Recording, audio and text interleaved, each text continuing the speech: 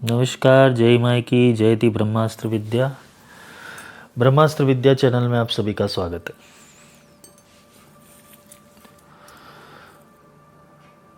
हम पूजा करते, पाठ करते, मंत्र करते, स्तुति करते, स्तोत्र करते। हम भगवान को और भगवती को प्राप्त करने के लिए या तो इनकी कृपा प्राप्त करने के लिए, उनको तो प्राप्त करना तो दूर की बात हो गई, पर उनकी कृपा प्राप्त करने के लिए, ताकि हमारे जीवन के अंदर थोड़ा सुख समृद्धि आ जाए। कोई ईश्वर से प्रेम करता है, कोई ईश्वर से मिली हुई कृपा से प्रेम करता है, कोई ऐसे ही प्रेम करता है, कोई जानने के लिए प्रेम करता है, कोई समझने के लिए प्रेम करता है, कोई अपने दुख का प्रेमी है खुद के, वो दुख को दूर करने के लिए प्रेम करता है। पर जो भी हम बोलते हैं, स्तोत्र बोलते हैं, मंत्र बोलते हैं, स्तुति बोलते हैं, पाठ बोलते हैं, बावनी करते, चालीसा करते, जो भी हम बोलते हैं भगवान के सामने पोपट की तरह रटा हुआ ज्ञान, तो क्या हमारी संवेदना उस परमात्मा के विराट स्वरूप से मिल पाती है? क्या वो सुन पाता है? क्या वो समझ पाता है? हम सनातन धर्म प्रेमी, शास्त्रों को और धर्म को मानने वाले, हम हर एक चैतन्य के अंदर, हर एक जीव के अंदर, हर एक पदार्थ के अंदर हम परमात्मा की कल्पना करते हैं। ये अच्छी बात है कि सब परमात्मा से बना हुआ है, सब धर्म से बना हुआ है, सब ईश्वर ने बनाया हुआ है। ये हमारी एक गहरी मान्यता है, और ये मान्यता के कारण हमने उन चीज़ों को बिना जाने, बिना समझे, बिना परखे स्टैंप मार दिया है। कैसा स्टैंप? मेरे दुख दूर हो जाए, मेरा कुछ भला हो जाए। हम पढ़ाई पे ज़्यादा कम ध्यान देते, हम पास होने पे ज़्यादा ध्यान देते। ये हमारी एजुकेशन सिस्टम का प्रॉब्लम है, जो हमें बचपन से सिखाया जाता है कि पास होना है, अच्छे मार्क्स लाने हैं। इसलिए आज के युग तक शास्त्र को और धर्मों को अध्ययन करने की जो पद्धतियां है, जो तुम्हारे मंत्र की, तुम्हारे स्तुति की, तुम्हारे स्तोत्र की, तुम्हारी जो भी चीज है उपचार पद्धति की, वो केवल मात्र परमात्मा के पुकारने तक सीमित हो गई है। तुम जब बावनी करते हो, चालीसा करते हो, स्तोत्र करते हो, पाठ करते हो, तुम्हें लगता है वो सुनता है, इसलिए तो तुम बोलते हो। अब सुनेगा कैसे? बोले भगवान तो सब सुनता है, चींटी के बगजे वर बाजे, वो भी ईश्वर सुनता है। बात तो सही है, वो सुनता है, पर क्या वो तुम्हें तुम्हारी भाषा से सुनता है? या तुमको स्तोत्र को कंठस्थ करके, मंत्र को कंठस्थ करके बोल लोगे, क्या वो उससे सुनता है? गहरी बातें जा रही है, समझना। एक अनुभव की बात है कि भगवान को दिखाने की जरूरत नहीं पड़ती, ना भगवान को सुनाने की जरूरत पड़ती है। भगवान को अनुभव कराने की जरूरत पड़ती है। इसलिए भक्ति योग की शुरुआत हुई, और भगवान को अनुभूति कराने से अच्छा है भगवान को अनुभूत करना। ये बड़ा विषय हो गया। देखो ट्रैक चेंज हो रहे हैं वाणी के, और इसमें ही मज़ा है, क्योंकि हम जो करते आ रहे हैं उसके अंदर बहुत सारे लूफॉल्ट्स है, क्योंकि हमारा एजुकेशन सिस्टम अच्छा नहीं है शास्त्र को पढ़ने का, भगवान को समझने का। अगर सच में एक अच्छी यूनिवर्सिटी बनाई जाए तो उसके अंदर विज्ञान युक्त बुद्धि वाले जीवों को एडमिशन देकर उनका उद्धार किया जा सकता है, क्योंकि हमारी शास्त्र, हमारा धर्म, हमारी परंपरा, हमारे स्तोत्र केवल पुस्तक और दुख दूर करने के काम कर रहे हैं। जब तक ये परिवर्तन नहीं आएगा, जब तक तुम्हारे मंत्र बोलने की घटना के अंदर, तुम्हारी स्तुति कहने के ऊपर, तुम्हारी चालीसा गाने के ऊपर, तुम्हारी बावनी को कंठस्थ करने के ऊपर, ये जब तक वो एक सही घटना में नहीं आएगा तब तक वो सही आंदोलन को प्रकट नहीं करेगा। जप अजप, जपते जपते अजब प्रकट होता है, पर अजब को करते करते हुए जब जप प्रकट हो जाए तो समझ लेना तुम्हारा तार लग गया। जपना क्या है ना, जप करते करते अजब प्रकट होता है। ये ध्यान से सुनना कि जप करते करते अजब प्रकट होता है, लेकिन अजपा करते करते कोई एक जप प्रकट होगा, वो तुम्हारा मूल मंत्र होगा। मतलब ये कोई मन की चैनल से मिलने वाला काल्पनिक मंत्र नहीं है। एक ऐसा मंत्र है कि जिसे हम ऊर्जात्मक और सैद्धांतिक मंत्र कहते हैं, जो सारे मंत्रों का, सारे तंत्रों का, सारे यंत्रों का, सारे शास्त्रों का, सारे पुराणों का, सारे वेदों का एक निचोड़ है। और इसी निचोड़ में जाने के लिए हमें अपने आप को निचोड़ना पड़ेगा। बिना मंथन किए हुए ना विष निकलता है ना अमृत निकलता है। विष निकला है तो कुछ घटना होगी, और अमृत निकला है तो भी कुछ घटना होगी। ये विष और अमृत का खेल चलता रहता है। और जो बुद्धिमान व्यक्ति है, जिसको कुछ समझ में आ रहा है, जो घाई में नहीं है, जो देखना चाहता है, जो जीवन में उतारना चाहता है, जो समझना चाहता है, उसके लिए घटनाएं बदल दी जाती है। क्योंकि एक तो पशु भाव से ही हो रही है साधना, पशुता भाव है। कौन सी पशुता भाव है कि तुम पुकार रहे हो, वो सुन रहा है, तुम्हारी इच्छाएं पूरी, ये पशु भाव है। एक होता है वीर भाव कि उसे सिद्ध करना, और तीसरा होता है दिव्य भाव, उसे समझना। तो यही कुछ हालत एक दिव्य स्तोत्र की हो रही है। काफी लोग अपने जीवन के संकटों को हरण करने के लिए, आजकल तो बहुत प्रचलित हो गया। ये इतना प्रचलित नहीं थी ये विद्या, लेकिन लोगों ने कर दी, क्योंकि ये सच में गुरुगम्य विद्या है। गुरुगम्य इसलिए कि इसके शब्दों का जो प्रकार है, इसके वर्णन का प्रकार है, वो सामान्य नहीं, असामान्य है। क्योंकि इंसान पढ़ क्या रहा है ना, वो कभी समझने के लिए गया ही नहीं है, इसलिए उसके लिए केवल काले अक्षर भैंस बराबर है।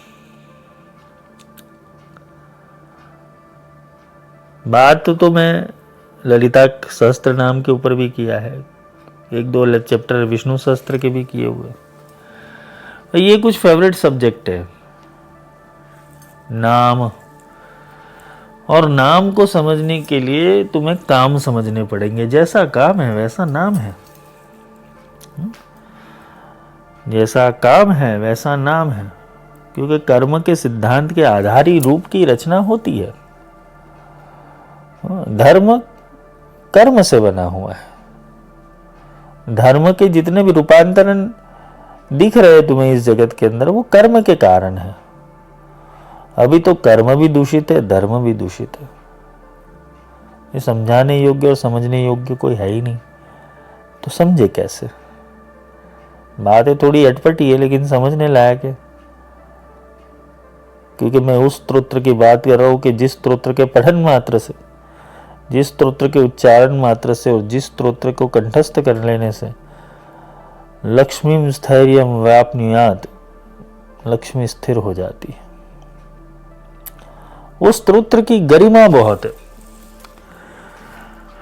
उस स्तोत्र की इतनी गरिमा है कि तुम्हारे शत्रु पलायन हो जाते।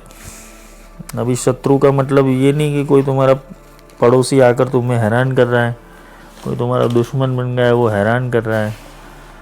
सीधा उद्देश्य तुम्हारे मन से है, और मन के अंदर जितने भी शत्रु बैठे हुए वो शत्रुओं का विध्वंस करने का काम वो माँ बगलामुखी का है।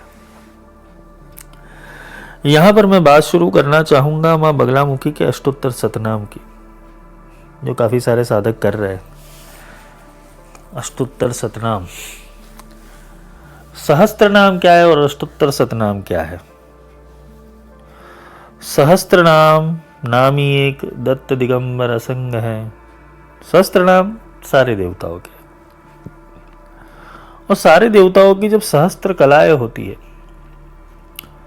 हर एक देवता की एक सहस्त्र कला है। वो सहस्त्र कला के अंदर देवता अपने पूर्ण रूप में होते हैं।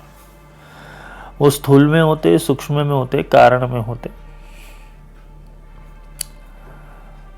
क्योंकि भगवती या भगवान वो चैतन्य रूपा है, वो आह्लादिनी शक्ति है, वो चेतना का एक स्वरूप है। और चेतना का एक विहंगम स्वरूप जब 0 टेंस टू इन्फिनिटी जाता है इंटीग्रिटी के अंदर, तो अपने सहस्त्र आयामों को खोलता है। और जब ये सारे आयाम खुलते तब जाके तुम इन नामों का परिचय प्राप्त कर पाते हो। बोलते तो हो, रोज गाते हो, रोज गायत्री मंत्र बोलते हो, लेकिन 20 साल के बाद समझ में आएगा कि गायत्री क्यों कर रहे हो। तुम सप्तशती पढ़ते रहे हो, लेकिन जब तक कोई योग्य गुरु तुम्हें उसकी सही विधि ना समझाए, सही तत्व ज्ञान ना दे, तुम जो भी मंत्र कर रहे हो, पंचदशी कर रहे हो, बगलामुखी कर रहे हो, मातंगी कर रहे हो, अगर गुरु तुम्हें सही ज्ञान ही ना दे, सोचने की दृष्टि ही ना दे कि इस मंत्र को इस तरीके से देखना है, इस पाठ को इस तरीके से देखना है, तो तुम्हारा कल्पना शक्ति और तुम्हारा विजन वो स्लो हो जाएगा। बात घूम फिर के यही आ जाती है कि हर चीज में गुरु का कार्य रहता है। क्योंकि समझाने वाला, दिखाने वाला, बताने वाला, चलाने वाला और अनुभव करवाने वाला, तुम्हें कोई ऊपर से कोई देवता नहीं आएगा, वो गुरु ही होता है। वो पारदर्शी गुरु होता है। नहीं तो तुम तोते की तरह विष्णु सहस्त्र नाम रटा करो, उसमें लिखी हुई फलश्रुति 100 बार पढ़ लो, लेकिन जब तक वो शब्दों के अंदर की ऊर्जा और ऊर्जा के अंदर के तत्व तुम्हारे अंदर व्याप्त नहीं होगे, तब तक तुम उस चेतना को धारण करने के लिए योग्य नहीं बनोगे। यही हालत होती है नाम जप करने वालों की, यही हालत होती है सहस्त्र नाम करने वालों की, यही हालत होती है अष्टोत्तर सतनाम वालों की, यही होती है चालीसा वालों की, स्तोत्र वालों की। क्यों?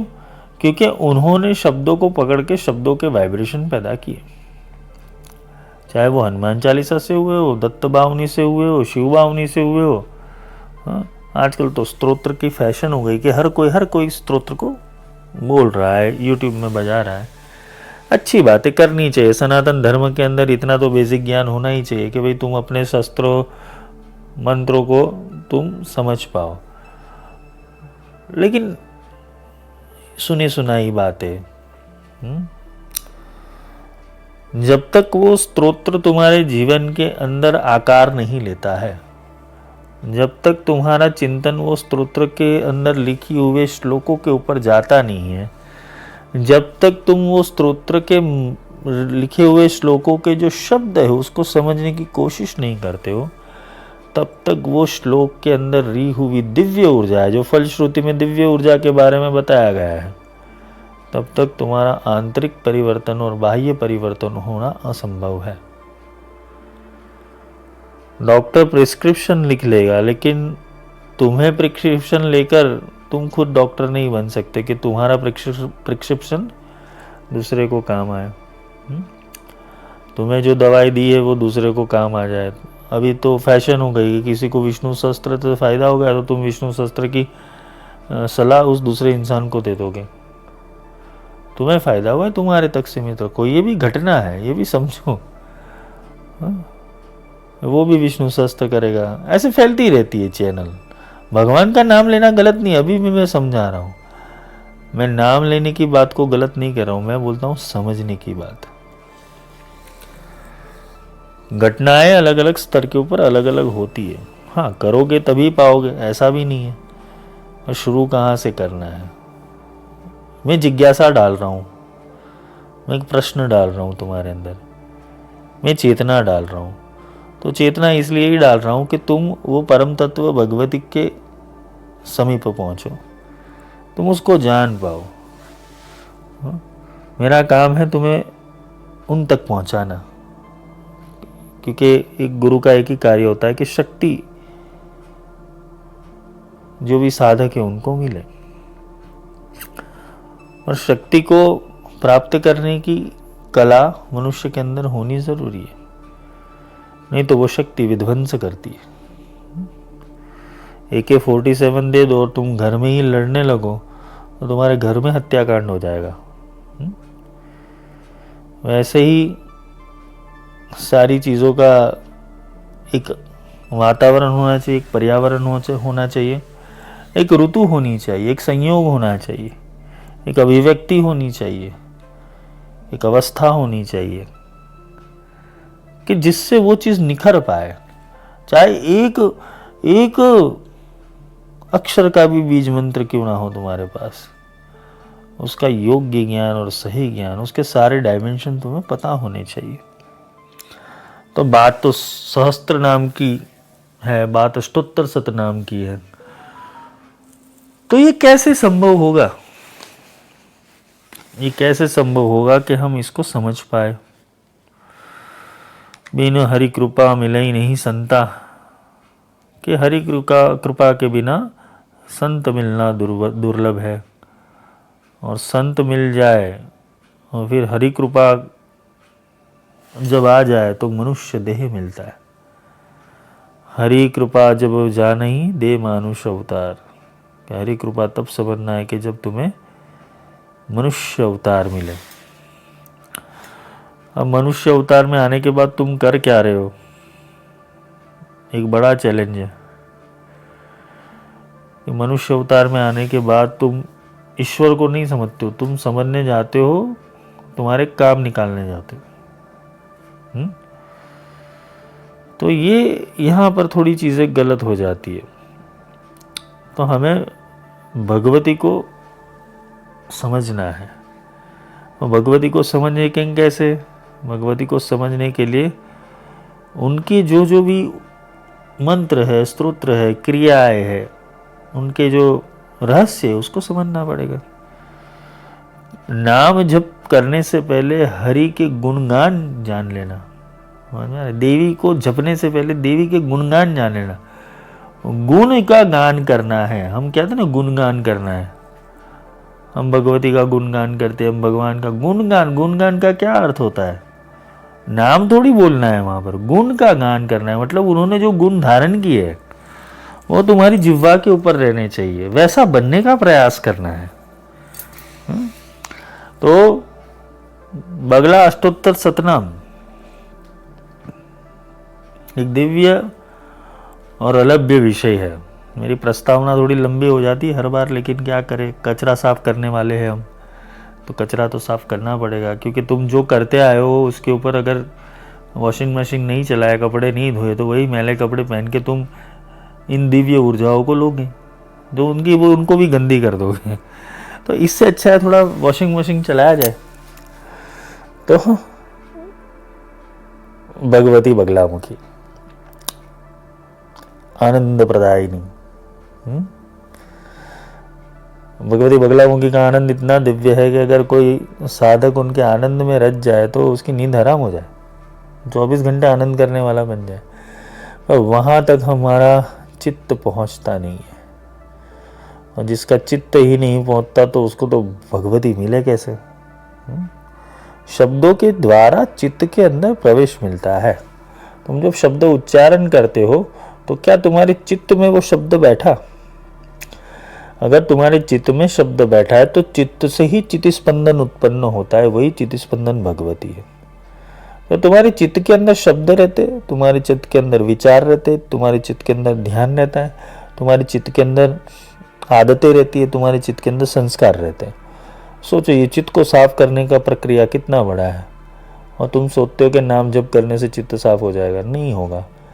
ज्ञान के बिना कुछ भी साफ होता नहीं है। बिना ज्ञान नहीं उभरे के ता करो भाई। ज्ञान के बिना तुम उभर नहीं सकते। तो भगवती का एक सुंदर स्तोत्र है अष्टोत्तर शतनाम। बेसिक है, मतलब बहुत ही प्रारंभिक लेवल का है।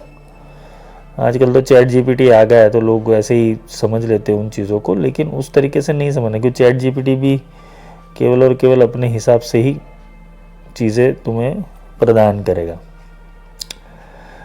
तो सुंदर स्तोत्र ये है कि बगला अष्टोत्तर शतनाम दो मुख्य ग्रंथ में से लिया गया है। पहला ग्रंथ ये है रुद्रयामल। तो रुद्रयामल के अंदर भी भगवान शंकर द्वारा देवी पार्वती का, देवी बगलामुखी का, जो महाविद्या बगलामुखी, उनके अष्टोत्तर शतनाम मंत्र बताए। और दूसरा है विष्णु यामल। वो विष्णु यामल के अंदर भी नारद जी को ये भगवान शिव ने इनका ज्ञान दिया, भगवान विष्णु ने इनका ज्ञान दिया। तो हम ये दोनों ही पार्ट लेंगे, क्योंकि दोनों को समझने जैसा है, क्योंकि तत्व तो एक ही है। अंत में तत्व तो बगलामुखी है, तत्व नारायणी तत्व भी है, वो शांभवी तत्व भी है, वही श्री विद्या है, वही छिन्नमस्ता है, वही भाराई है, वही भैरवी है, वही सब कुछ है। तो जो रुद्रयामल के अंदर भगवती का श्लोक बताया गया है, तो पहले बोला है कि ब्रह्मास्त्र रूपिणी देवी माता श्री बगलामुखी चित शक्ति ज्ञान रूपा च ब्रह्मानंद प्रदायिनी। ये पहला श्लोक है उनका। तो माँ बगलामुखी, अभी ब्रह्मास्त्र विद्या के ऊपर तो मैंने इतने सारे लेक्चर किए, 13 लेक्चर है, और बगलामुखी रहस्य के 2 लेक्चर, एक वीडियो एक ऑडियो है, वो आप सुन लेना। तो ब्रह्मास्त्र क्या है वो आपको समझ में आ जाएगा। ब्रह्मास्त्र ब्रह्मा का अस्त्र नहीं है। यहाँ पर तुम गलतियां खा लोगे, क्योंकि ब्रह्मास्त्र को सोच लिया कि ब्रह्म का अस्त्र है। नहीं, ब्रह्मा का अस्त्र है नहीं। कोई ब्रह्मा उसके ऊपर नहीं बैठा हुआ जो तुम्हें टीवी सीरियल वाले बताते। ब्रह्मास्त्र का सीधा अर्थ होता है कि ब्रह्म का अस्त्र। और तुम्हारे जीवन में ब्रह्म तत्व एक ही है, जिसे अयम आत्मा ब्रह्म कहते हैं। तो ब्रह्मास्त्र रूपिणी देवी ब्रह्म का एक अस्त्र है, जिसे आत्मा कहते हैं। उसकी जागृति करनी, उसको पूर्ण रूप से जागृत करना। तो आत्मा क्या है? आत्मा मन से नहीं बना हुआ है। जो मन से विरुद्ध है वो आत्मा है।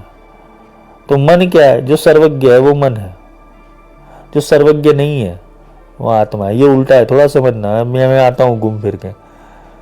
जो सर्वज्ञ है इस जगत का वो मन है, और जो सर्वज्ञ ऊपरी जगत का वो आत्मा है। तो जो आत्मा के केंद्रीकरण के अंदर आ जाता है उसे पराज्ञान मिलता है। तो बगलामुखी या दशमा विद्या जो है वो पराज्ञान की विद्या है। तो रुद्रयामल में भगवान शंकर यहाँ से शुरुआत करते हैं कि ब्रह्मास्त्र रूपिणी देवी माता श्री बगलामुखी। अभी ये मातृ स्वरूप है।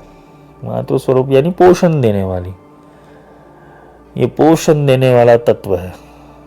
और ब्रह्मास्त्र का अर्थ तो यही होता है कि ब्रह्म का अस्त्र, अल्टीमेट वेपन, लास्ट डेस्टिनेशन, कि जिसके ऊपर ब्रह्मास्त्र छोड़ा जाए तो वो उसका तो समझ में आ रहा है, संहार निश्चित ही है। ब्रह्मास्त्र अपना कार्य किए बिना वापस नहीं आता, ये ब्रह्मास्त्र का नियम है। तो उस रूप का मतलब देवी बगलामुखी की जो शक्ति यहाँ पर बताई गई है, तो कौन सी बताई गई कि अल्टीमेट वेपन है, वो बिना कार्य वापस नहीं आती। एक बार अगर उनका अनुसंधान होगा, इनको पुकार लग गई, तो तुम्हारा कार्य सक्सेसफुल होगा ही होगा, चाहे वो भौतिक कार्य हो या आध्यात्मिक कार्य हो। तो बगलामुखी के साधक के लक्षण ये होने चाहिए कि वो अपने गोल के लिए, अपने लक्ष्य के लिए एकदम तैयार हो। ब्रह्मास्त्र रूपिणी देवी माता श्री बगलामुखी के ब्रह्मास्त्र रूपिणी कौन सी देवी है? तो बगलामुखी देवी है।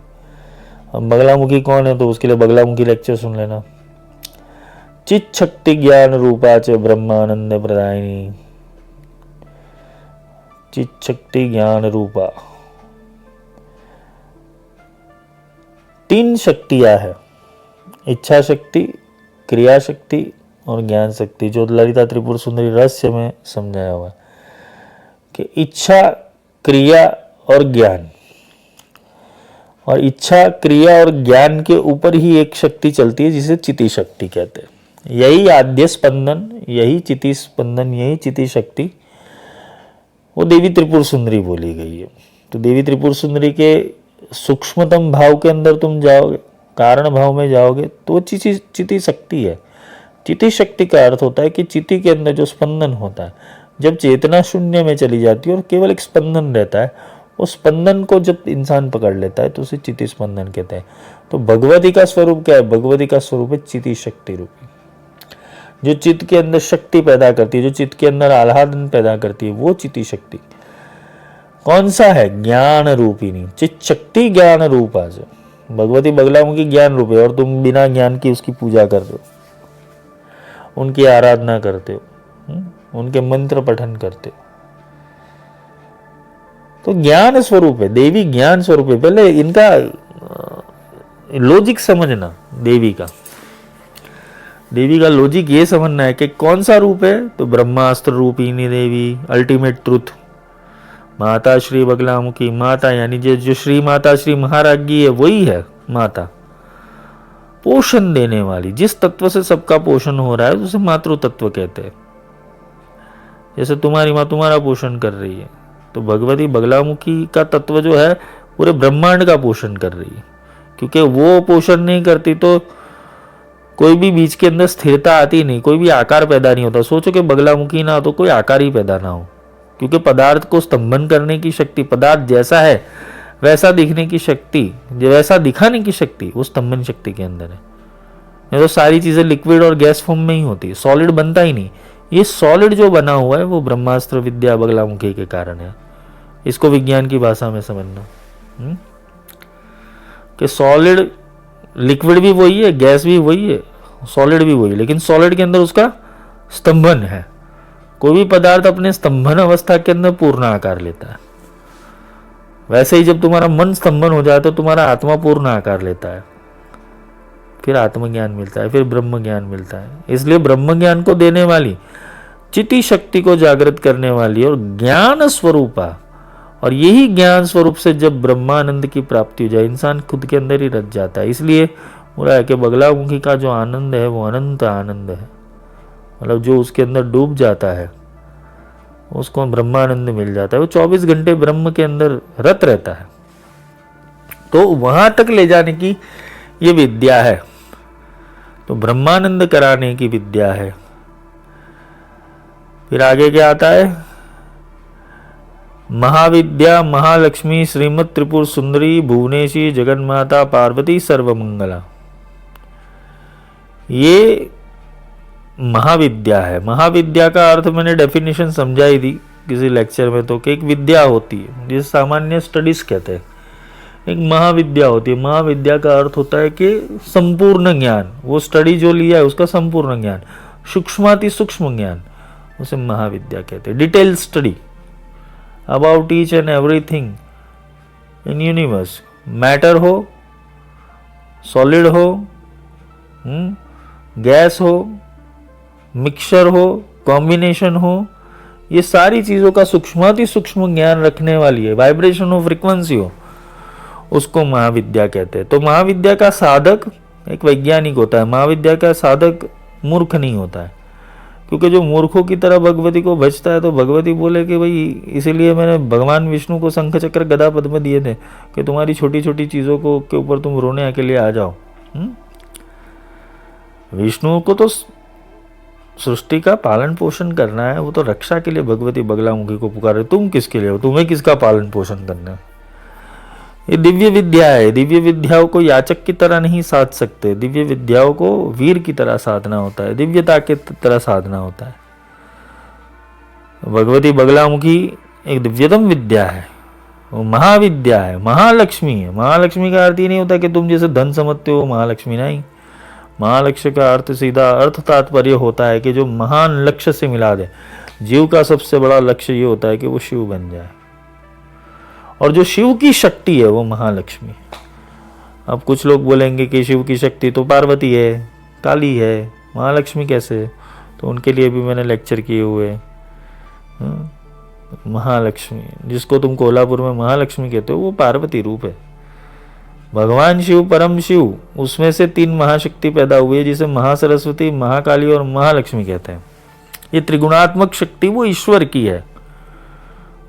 फिर उसमें से ब्रह्मा, विष्णु, महेश के अंश पैदा हुए, जहां ब्रह्मा को मिली सरस्वती ब्रह्मानी, विष्णु को मिली वैष्णवी लक्ष्मी, और शिव को मिली संहारिणी काली। इस तरीके से वर्गीकरण है उसका। तो प्रथम तबक के अंदर महाकाली, महालक्ष्मी, महासरस्वती, वो परम चैतन्य शिव और परा भट्टारिका जिसे बोलते कि आदि शक्ति, उसके अंदर से ही निकली हुई है। उसमें से ही त्रिगुणात्मक ऊर्जा निकली हुई है, जिसे महाकाली, महालक्ष्मी, महासरस्वती कहते हैं। तो वो महालक्ष्मी जो है, वो महालक्ष्मी, वो महाविद्या है। बगलामुखी क्या है? महाविद्या है, महालक्ष्मी है। महालक्ष्मी यानी तुम्हारे सारे लक्ष्यों का अनुसंधान करने वाली, तुम्हारे मोक्ष का भी अनुसंधान करने वाले। क्यों? मोक्ष का अनुसंधान ही पहले लिखा हुआ है, ब्रह्मास्त्र रूपिणी देवी माता श्री बगलामुखी चित शक्ति ज्ञान रूपा च ब्रह्मानंद प्रदायिनी। तो भगवती ब्रह्मानंद देने बैठी है, मायानंद देने के लिए नहीं बैठी हुई। तो भगवती की साधना कर रहे हो तो विवेक से करो। देखो फिर तुम्हें मौज करवा देगी माया तो तुम्हारी दासी बन जाएगी। माया जिनके चरण में सेवा में रहे श्याम, माया दासी थई फिरे करवाने विश्राम। लक्ष्मी जिनके चरण में सेवा में रहे श्याम, माया दासी थई फिरे करवाने विश्राम। लक्ष्मी तुम्हारे चरणों में रहेगी। तो कैसे रहेगी लक्ष्मी चरणों में? ऐसे थोड़ी रहेगी। लक्ष्मी के चरणों में रहने का अर्थ ये नहीं होता कि कोई देवी तुम्हारे चरणों में बैठ जाए, नहीं।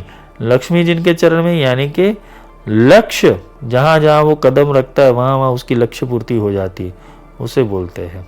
तो ये महालक्ष्मी रूप है। तुम्हारी छोटी बड़ी जो भी इच्छा है, वो इच्छाओं को वो संपूर्ण रूप से पूर्ण करने की, क्योंकि देवी मैटर की शक्ति है, पदार्थ की शक्ति है। तो सारी मटेरियल चीजें वो बगलामुखी दे सकती है, क्योंकि महालक्ष्मी है। और वही शोभायमान त्रिपुर सुंदरी है।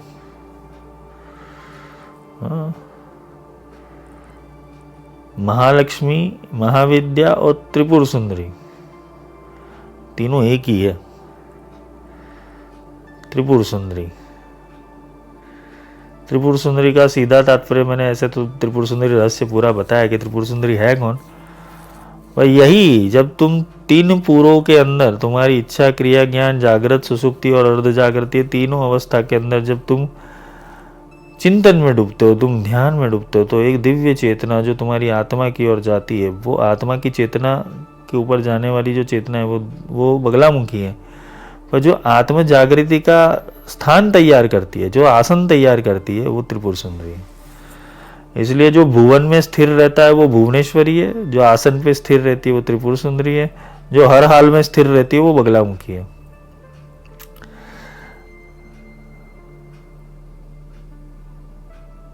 भगवती बगलामुखी वो त्रिपुर सुंदरी स्वरूप है, क्योंकि त्रिपुर सुंदरी उनका बाह्य स्वरूप है।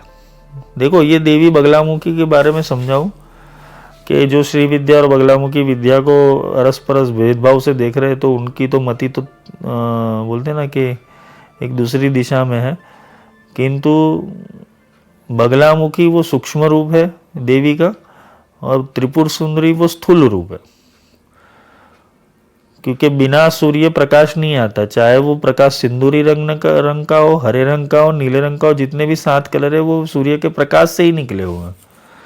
तो सूर्य के प्रकाश की जो तेजस्विता है वो माता बगलामुखी की है। तो माता बगलामुखी वो सूक्ष्म रूप है, सारे देवताओं का सूक्ष्म अथर्व शक्ति वो देवी बगलामुखी है। उसका रिफ्लेक्शन वो देवी त्रिपुर सुंदरी है। त्रिपुर सुंदरी स्थूल के अंदर अस्तित्व आती है, जो कारण जगत बोला जाता है उसे, स्थूल सूक्ष्म और कारण। तो कारण की सत्ता के ऊपर जो बैठने वाली विद्या है वो त्रिपुर सुंदरी है, और महाकारण और विराट जो है वो बगलामुखी है। बगलामुखी के भक्तों को ये समझना चाहिए, साधकों को, कि माता बगलामुखी की महिमा क्या है। क्यों? क्योंकि भगवान विष्णु ने तो त्रिपुर सुंदरी की आराधना की थी उनको प्रकट करने के लिए, लेकिन त्रिपुर सुंदरी ने बोला ये मेरे से नहीं होगा। तो त्रिपुर सुंदरी ने अपने हृदय के तेज से बगलामुखी को प्रकट किया हुआ। तो हृदय के तेज से क्या भगवती ने प्रकट किया? नहीं, भगवती तो ऑलरेडी अंदर बैठी थी, उनका आवाहन किया गया। इसे जो हृदय, जो त्रिपुर सुंदरी का हृदय है ना, वो बगलामुखी है, वो शक्ति है, वो चेतना है। इसको इस भाव से देखना कि वो महाविद्या है, महालक्ष्मी, वो त्रिपुर सुंदरी, वो भुवनेश्वरी है, भुवन की स्वामिनी है। भुवन यानी शरीर भी हो गया। हमारे शरीर के अंदर 14 स्तर है, 7 आकाश, 7 वातल, सप्तलोक है, भूर्भुवः स्वः महा जन तप, 7 प्रकार के लोक है, सत्य। ये सारे लोक को जो कंट्रोल करने वाली विद्या है वो भुवनेश्वरी, और ये भुवनेश्वरी वो माता बगलामुखी है। ये जगत माता भी है, ये पार्वती भी है। पार्वती यानी अटल सुरती, ये समझाया हुआ है नवदुर्गा रहस्य में। पार्वती कौन है? जिसके अंदर सुरती अटल हो गई, पर्वतराज की पुत्री, जिसका ध्यान स्थिर है, जिसकी एकाग्रता स्थिर है, जिसकी सब जगह स्थिरता है, वो पार्वती है। और सर्वमंगला मतलब उसके अंदर, देवी शक्ति के अंदर वो भाव है, वो किसी का हित नहीं करती, वो सर्व मंगल करती है। देवी का आह्वान जहाँ होता है, देवी का पाठ जहाँ पे होता है, देवी का मंत्र जहाँ पर होता है, वहाँ सर्व प्रकार की मंगल कामना ही पैदा होती है। वहाँ दुष्ट विचार और गलत विचार कभी भी प्रवेश नहीं कर सकते। देवी पॉजिटिविटी देती है, लेकिन कब देगी? तुम समझोगे तब। ये शब्द जब अभी तुम समझ रहे हो तो तुम्हारे अंदर वो भाव प्रकट हो रहा है देवी के लिए। वो भावानी भावना गम्या, जो भवानी है वो भाव से चलती है। तुम्हारे भाव तो सही दिशा में जाने चाहिए, तो देवी का स्वरूप तुम्हारा काम आएगा। तो सबका मंगल करने वाली है वो ललिता है। देखो त्रिपुर सुंदरी और ललिता में भेद दिखा रहे, इधर है एक ही चीज। ललिता का अर्थ होता है लालित्य, लालित्य का अर्थ होता है आकर्षण। एक त्रिपुर सुंदरी एक सुंदरता है और एक आकर्षण है। ये दोनों शब्दों में भेद समझना। एक सुंदरता है जो लगने में ही सुंदर है, अरे वाह क्या सुंदर है। एक आकर्षण है, एक सम्मोहन है जो अपनी ओर खींचती है। मतलब बगलामुखी के साधक के अंदर वो दिव्यता प्रकट करती है देवी। कौन सी? लालित्य कला। वो आकर्षण और प्रेम इतना हो जाता है वो साधक के अंदर कि वो सब चीज अपने आप, वो सर्वसम्मोहन चक्र उसके आसपास चलने लगता है और सारी चीजें उसके पास खींचने लगती। बस लायक बन जाना पड़ता है। देवी को समझोगे, देवी सब देगी। वो भैरवी है। भैरवी का अर्थ मैंने समझा है, ढेर भाई, अटल, निर्विघ्न, उसको भय नहीं है, वो स्थिर है सदा, अभयता देने वाली, शांति देने वाली, एकाग्रता देने वाली, शांत स्वरूप है। क्यों? ललिता मतलब आकर्षण भी है, भैरवी यानी एकाग्रता भी है। और आकर्षण और एकाग्रता अगर स्थिर हो जाए तो मनुष्य शांत हो जाता है।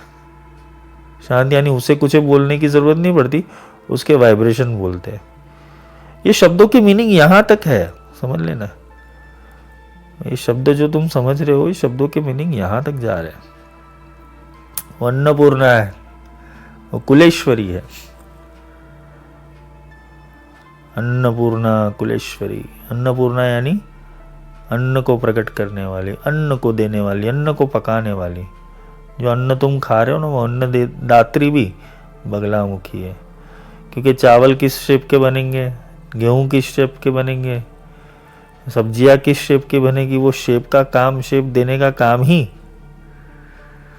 बगलामुखी का है। वो शेप टिकाने का काम बगलामुखी का है।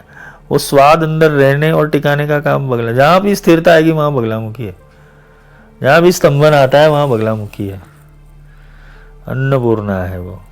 तुम्हारे जठराग्नि के अंदर जब अन्न पचता है और पाचक रस्त बनाता है, उसके लिए थोड़ा एक स्तंभन क्रिया में जाता है, शरीर शांत होता है, अपचय अपचय की क्रिया जाती है, फिर वो गति जो जठराग्नि वैश्वानर नाम की अग्नि है, भगवान कृष्ण ने बुलाया हम वैश्वानरो भूत्वा, वैश्वानर नाम की अग्नि से बैठा हुआ हूँ, तो वैश्वानर अग्नि, अग्नि का जो तेज है वही बगलामुखी है।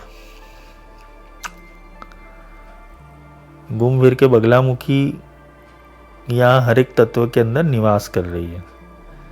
कुलेश्वरी, कुल की ईश्वरी। कभी लोगों को नहीं होता है कुल दोष हो जाता है, मेरे कुल देवता नाराज है, मेरी कुल देवी नाराज है, मेरे ये नाराज है, मेरे वो नाराज है। अरे छोड़ो, तुम बगलामुखी की साधना करो, तुम पीताम्बरा की शरण में जाओ, तुम पीताम्बरा की भक्ति करो, तुम्हारे देवी देवता, कुल के देवी देवता वो देख लेगी। क्योंकि ये खुद कुलेश्वरी है, कुल की ईश्वरी है। जितने भी कुल है, जैसे तो ब्रह्मांड के जितने भी कुल है, उसकी अधिष्ठात्री और उसकी ईश्वरी देवी बगलामुखी है। नहीं तो ये स्तोत्र जिस तरीके से बनाया गया है, उसको बस पढ़ने से काम नहीं आएगा, उसके एक एक तत्व को समझना पड़ेगा। वाराई, छिन्न मस्ता, तारा, काली और सरस्वती भी उन्हीं के ही रूप है। ये तत्वों को आगे समझेंगे। आज के लिए इतना ही। जय माई की। ये रुद्र यामल का है, फिर उसके बाद अपन विष्णु यामल का भी लेंगे। भगवती के गुणगान करो और ज्ञान लो। गुण तभी गा पाओगे ना जब ज्ञान होगा। जय हनुमान ज्ञान गुण सागर। पहले ज्ञान आता है, फिर गुण आता है, फिर सागर बनता है, फिर सागर को लांघना होता है। जल दिलान दिखे चरज नाई। आनंद है भगवती के स्तोत्र के अंदर भी। जय माई की जयति ब्रह्मास्त्र विद्या।